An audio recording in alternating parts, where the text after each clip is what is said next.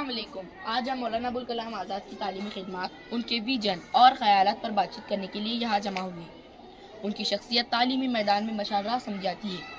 ادیبہ، کیا آپ ان کی ابتدائی زندگی اور تعلیم پر روشنی ڈال سکتی ہے؟ جی بالکل۔ مولانا ابوالکلام آزاد 11 نومبر 1888 کو مکہ مکرمہ میں پیدا ہوئے۔ ان کا اصلی نام محی الدین احمد تھا۔ 1898 کو جب ان کا خاندان ہندوستان آیا تو انہوں نے دلی میں اسلامیت، عربی، فارسی اور جدید علوم کی تعلیم حاصل کی۔ ان کا ماننا تھا کہ تعلیم کو عبادت سمجھے، اس کی روح میں خلوص ہے اور اس کا اصل مقصد انسانیت کی خدمت ہے۔ ادیبہ، کیا یہ درست ہے کہ وہ اسلامی تعلیمات کے ساتھ جدید سائنس اور فلسفے پر بھی زور دیتے تھے؟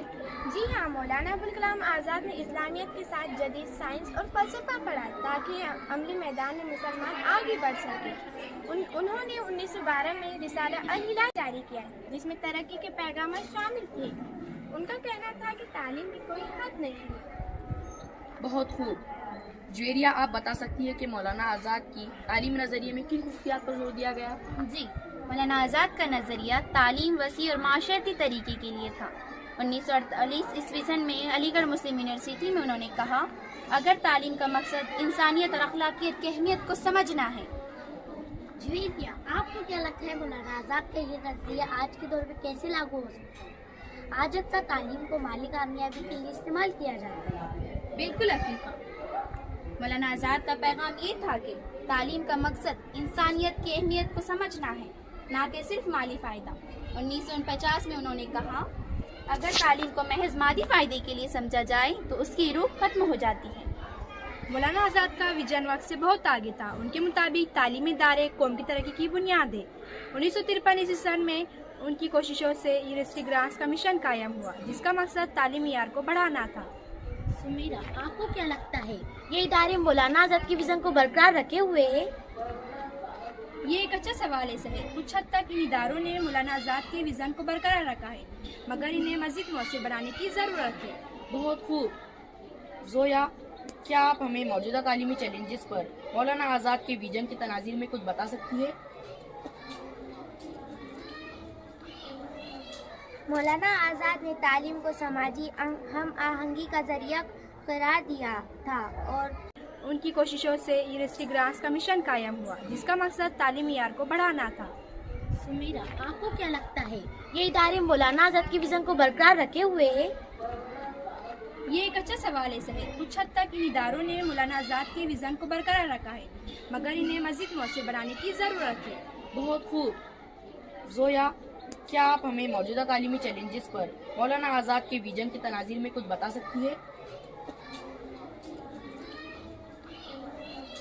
مولانا آزاد نے تعلیم کو سماجی ہم آہنگی کا ذریعہ قرار دیا تھا اور 1951 میں کہا، تعلیم کا مقصد علم فراہم کرنا ہی نہیں بلکہ بھائی چارے کو فروغ دینا ہے۔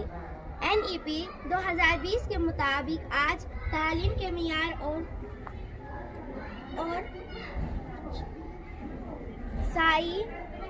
کے مسائل ہے جس میں 50% طلبہ بنیادی خواندگی اور عددی مہارت میں بھیجے تھے پورا ہو سکے۔ زویا، آپ نے بہت ہی عمدہ نقطہ اٹھایا۔ کیا آپ کو لگتا ہے NEP کی زویا، آپ نے بہت ہی عمدہ نقطہ اٹھایا۔ کیا آپ کو لگتا ہے NEP کی سفارشات پر فوری عمل درآمد کی ضرورت ہے؟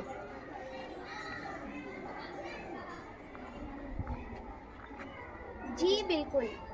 NEP 2020 مولانا آزاد کی ویژن کے قریب ہے جس کا ہدف 2030 تک سب کے لیے معیاری تعلیم کو یقینی بنانا ہے۔ کا بہت شکریہ۔ جویریہ، کیا آپ اس گفتگو کا خلاصہ اور اختتام کر سکتی ہے؟ جی مخی، آج کی اس گفتگو سے مولانا ابوالکلام آزاد کے ویژن کو ہمیں سمجھنے کا موقع ملا۔ ان کا تعلیم کا نظریہ مقصد صرف علم کے حصول نہیں بلکہ انسانیت، اخلاقیت اور سماجی ہم آہنگی تھا۔ انہوں نے کہا تھا کہ تعلیم ہر انسان کا بنیادی حق ہے۔ آج کی تعلیمی مسائل کا حل بھی انہی کے افکار سے ملتا ہے۔ NEP 2020 اس ویژن کو علمی جامعہ پہنانے کا حق سمجھا جا سکتا ہے۔ ہمیں مولانا آزاد کی تعلیمات اور مشعل راہ کو بناتے ہوئے تعلیمی نظام کو بہتر بنانے کے لیے کوششیں جاری رکھنی چاہیے تاکہ ان کے خواب کو حقیقت میں بدلا جا سکے۔